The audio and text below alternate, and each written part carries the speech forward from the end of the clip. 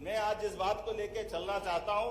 मैं अभी अपने सारे अलग अलग विभागों के बारे में बात हुई, यद्यपि ये बात सही है कि एजेंडे को बात करी। मैं आपके बीच गर्व से कह सकता हूं कि भारतीय जनता पार्टी का संकल्प पत्र यह हमारे लिए अपनी पवित्र धर्म ग्रंथ की तरह है, ये गीता रामायण की तरह है। एक एक अक्षर से 5 साल तक हम अपने इस एजेंडे को लेकर आए सरकार बनाने के लिए। 1 महीने की सरकार के लिए नहीं है, ना 13 महीने की सरकार के लिए। और हम और आप 5 साल बाद बात करेंगे कि आप और हमने जो निर्णय किए थे, अपने संकल्प पत्र को लेकर आगे बढ़े थे, तो हम किस रूप में आगे बढ़े।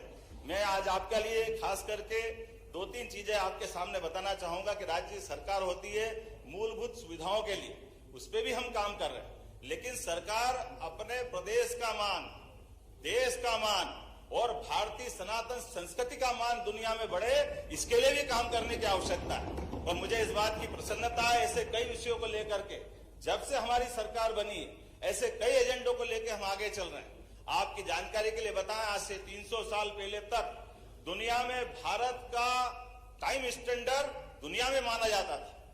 लेकिन काल के प्रवाह में जब हम गुलाम हुए तो ये फ्रांस की राजधानी पेरिस 50 साल तक स्टैंडर्ड टाइम वहां तय होता रहा।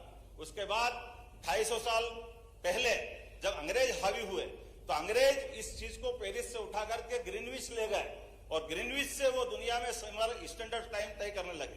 अब ये आप अंदाज लगा ले, कहने के लिए हम पूर्व के देश है, वो पश्चिम के देश है, और ये जो समय की गणना का केंद्र है, आप कभी अंदाज लगा लो आज भी कितनी बड़ी विसंगति है। आप उमंग भाई बताइए, यहाँ दुनिया में 2 प्रकार के ही प्राणी पाए जाते हैं। एक प्राणी जो सूर्यास्त से अपनी दिनचर्या चालू करते और अपने सूर्यास्त के बाद अपने सूर्योदय से चालू करते, सूर्यास्त में खत्म करते। दूसरे प्राणी रात्रि या निशाचर वाले हैं। लेकिन मध्य रात्रि में कौन से प्राणी अपनी दिनचर्या चालू करते हैं?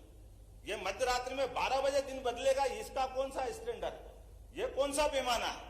लेकिन ये वो पैमाना है जिस पैमाने को मैं थोड़ा सा आपके सामने बताना चाहूंगा। ये वो पैमाना है जिसके माध्यम से भारतीय संस्कृति को लज्जित करने का प्रयास किया। मैं अभी अपने विषय पे आ रहा हूं भैया, अभी खत्म नहीं कर रहा हूं।